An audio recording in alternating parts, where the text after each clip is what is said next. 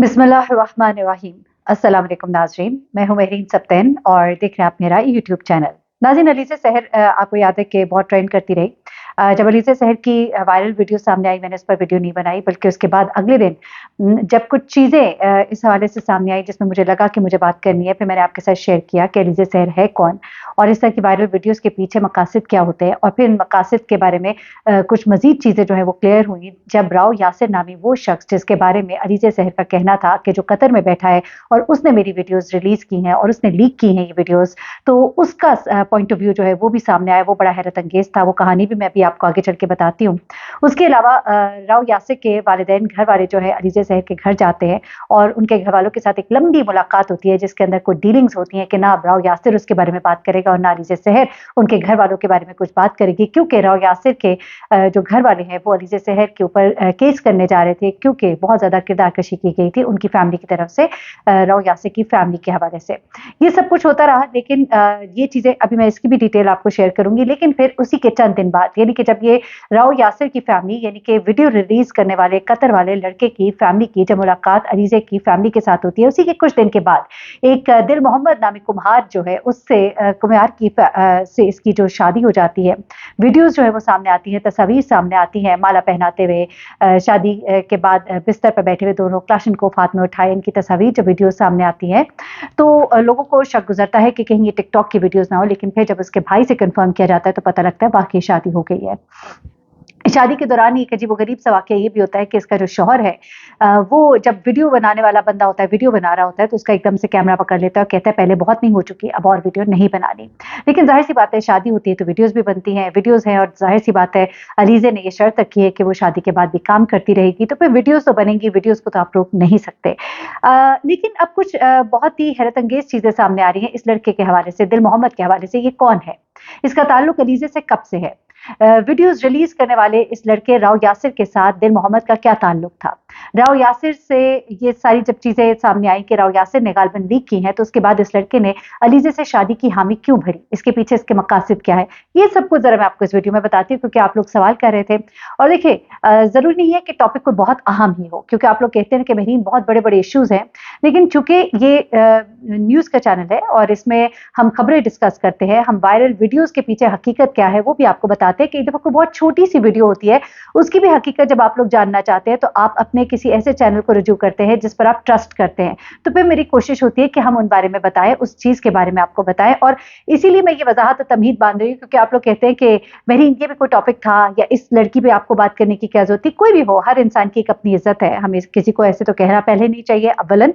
दूसरा ये कि चूँकि खबर है तो मैं ज़रा इसकी हकीकत आपको बता दूँ। सबसे पहले मैं ज़रा यासिर राव की फैमिली की तरफ आती हूँ, क्योंकि यासिर नामी लड़का जो कि कतर में बैठा था, इसके ऊपर इल्ज़ाम लगाया अलीज़ा ने कि इसने मेरी वीडियोज़ लीक की हैं, तो उसने बाकायदा तौर पर एक यूट्यूबर को इंटरव्यू देते हुए ये कहा कि ये वीडियोज़ जो है अलीज़ा ने मुझे खुद लिंक भेजा 2 साल के बाद।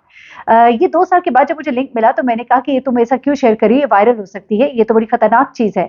लेकिन उसके बाद वो कहता है चंद ही दिनों बाद ये वीडियो जो है वायरल हो जाती है, तो मुझे हुआ कि मैंने इसे कहा कि ये देखो तुमने क्या किया, तो इसने उसके ऊपर उल्टा मेरे ऊपर इल्ज़ाम लगा दिया। जिससे अगर हम राव यासिर की बात को सच माने तो ऐसा लगता है कि गोया ये पूरा एक प्लान किया गया कि पहले उसको वीडियोज़ भेजेंगे और उसके बाद ये वीडियोज़ जो है लीक होंगी, तो कहा जाएगा कि चूँकि उसके पास ये वीडियोज़ थी, तो ये वीडियोज़ उसने लीक की है। और राव यासिर जो है वो अब कहता है कि जब मेरा अचानक नाम सामने आया तो मैं परेशान हुआ, फिर मुझे समझ आई कि मुझे ट्रैप किया गया गालिबन, और मुझे ये वीडियोज़ भेजी गईं, और जहाँ से जिस लिंक से वन ड्राइव या जो भी था ये भेजा गया था, वहाँ से कोई और इसको एक्सेस नहीं कर सकता। वो वीडियोज़ या तो मेरे पास थी या अलीज़ा के पास थी, तो इसका मतलब ये है कि ये रिलीज़ अगर मैंने नहीं लीक की, तो फिर इन्हें लीक करने वाली अलीज़ा है। ये राव यासिर का पॉइंट ऑफ व्यू था। उसके अलावा राव यासिर की फैमिली जो है वो बड़ी डिस्टर्ब रही थी। उसके बाद उनकी इससे मुलाकात होती है, इसका भाई सद्दाम है, उसकी मुलाकात होती है, और उसके बाद कुछ मामला तय पाते हैं, और उसके फ़ौरन ही बाद इस लड़के से इसकी शादी हो जाना बड़ा ही मानी खेज है। दिल मोहम्मद कुम्हार के हवाले से आपको बताऊं कि एक व्यापार है, भैंसों का कारोबार करता है, लेन-देन का, भैंसों को खरीदना और बेचना ये कारोबार है इसका। देहाती शख्स है, 4 जमातें पढ़ा हुआ है, और इस शख्स से अलीज़ा का पुराना ताल्लुक है।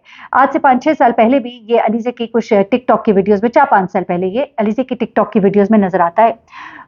उस वक़्त ये कहा जाता है कि गालिबन अलीज़ा का इसके साथ कोई अच्छी दोस्ती थी या जो भी था। उसके बाद शायद राव यासिर जो है इसकी ज़िंदगी में आया और उसने इसको शायद साइडलाइन कर दिया। उसके बाद जब ये तमाम तर वाक़या हुआ, तो एक बार फिर से इससे शादी होती है और ये शायद इसको अपनाने के लिए आता है। लेकिन कुछ ज़राए ये भी बताते हैं कि जब ये तमाम तर मामला हुआ, उसके बाद ये डिसाइड किया गया कि इज़्ज़त के साथ एक शादी के रिश्ते में बाँध दिया जाए। मुझे याद आया इफ़्फ़त उमर का एक जुमला जो उसने एक इंटरव्यू में कहा था। उसने कहा था कि बड़े ही अफ़सोस के साथ मैं ये बात कहूँगी बल्कि कि हमारे मुआशरे में शादी जो है वो एक टैग है इज़्ज़त का। हमारे मुआशरे में औरत के लिए एक इज़्ज़त का टैग है।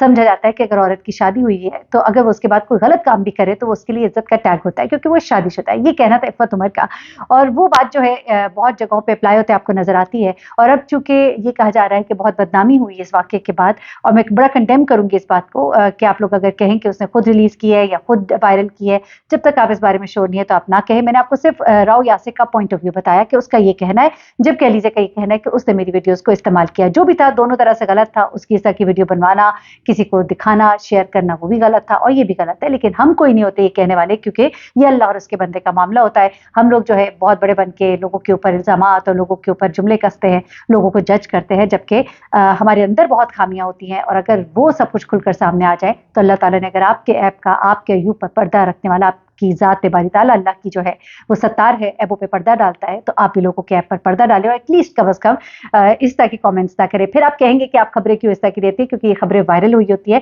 और शायद हमारी खबरों से कुछ खबरों की सच्चाई या क्लैरिफिकेशन होती है, शायद किसी पर लगे हुए गलत इल्ज़ामात जो है वो सही हम उन्हें करने की कोशिश करते हैं। जिस तरह मौलाना तारिक जमील साहब उनके बेटे को हर कोई खुदकुशी कह रहा था, लेकिन मैंने अपनी वीडियोज़ के ज़रिए आप तक ये पैगामात पहुँचाए।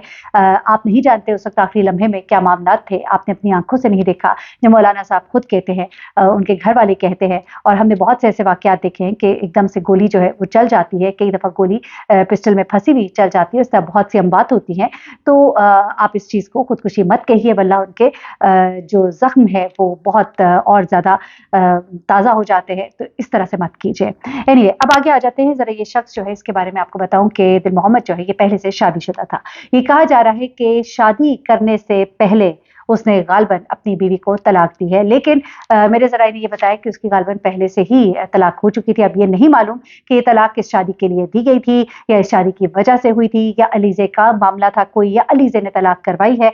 मुझे इस बारे में इल्म नहीं है, अलबत्ता कुछ यूट्यूबर्स ये कह रहे हैं जिन्होंने इस के बारे में पूरी डिटेल्स हासिल की हैं, उनका ये कहना है कि दिल मोहम्मद ने अलीज़ा से शादी करने के लिए इस औरत को अपनी पहली बीवी को तलाक दी और उसके बाद उसने ये शादी की और ये तलाक उसने अलीज़ा के कहने पर दी है, अलीज़ा की ख्वाहिश पर, यानी कि वो एक शादीशुदा से बंदे से शादी नहीं करना चाहती थी। अब आखिर में जाते-जाते आपको बताऊँ कि ये शादी जो है अच्छा हाँ, दिल मोहम्मद का कुछ ताल्लुक जो है राव यासिर के साथ भी निकलता है, कुछ जान-पहचान थी, बीच में वो उसका रकीब आ गया और उसके बाद फिर उसके रास्ते जो है अलग हो गए और अब उसके बाद अपने रकीब को मुकम्मल तौर पर राह से हटाने के बाद अब वो अलीज़ा की ज़िंदगी में आ गया। अब 3 शराइत जो है उनका बड़ा चर्चा हो रहा है, ये कहा जा रहा है कि जनाब अलीज़ा जो है उसने शादी के लिए ये शर्त रखी है कि अगर तो वो कभी भी ज़िंदगी में उससे तलाक देगा तो वो उसे 2 करोड़ रुपए देगा।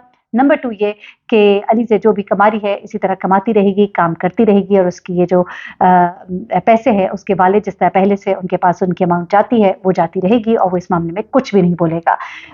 तीसरी शर्त जो है वो ये रखी गई है कि ये साहब जो है दिल मोहम्मद वो घर दामाद बनेंगे, उनके घर आकर रहेंगे। ये तीनों शराइत मानने के बाद आग का दरिया पार करके दिल मोहम्मद जो है वो आखिरकार शादी करने में कामयाब हो गया और उसकी अलीज़ा से शादी हो गई। तो ये है जनाब पूरी टोटल कहानी, मैंने कहा आपके सामने रख दूँ। दिल मोहम्मद कौन है, कहाँ से आया है, क्या उसकी हकीकत है, क्या उसका ताल्लुक है राव यासिर के साथ और अलीज़ा की शादी की वजह क्या है, तो यही बताया जा रहा है कि मामला ये है कि इज़्ज़त जो है इससे बढ़ जाती है। तो अच्छी बात है, सुन्नत नबी सल्लल्लाहु अलैहि वसल्लम भी है, इससे ज़्यादा कुछ हमें मालूम नहीं और अगर आपको मालूम है तो बात कीजिएगा, वरना खामखा किसी पर इल्ज़ामात मत लगाइएगा। अपना बहुत ख्याल रखिएगा, दुआ में याद रखिएगा। अल्लाह हाफ़िज़।